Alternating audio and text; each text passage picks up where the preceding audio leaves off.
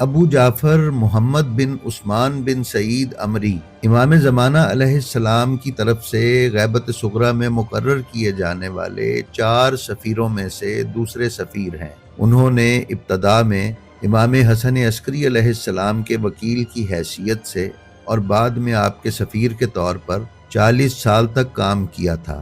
ابو جعفر 11ویں امام کے دور سے ہی اپنے والد عثمان بن سعید عمری کے معتمد خاص تھے اور عثمان بن سعید کی وفات کے بعد امام زمانہ علیہ السلام کے سفیر خاص کے طور پر متعین ہوئے۔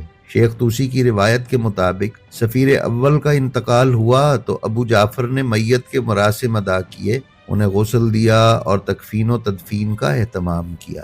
ناظرین، ان دوسرے سفیر کا نام محمد ہے اور جیسا کہ بتایا گیا ہے کہ وہ پہلے سفیر عثمان بن سعید کے بیٹے ہیں۔ ان کی کنیت ابو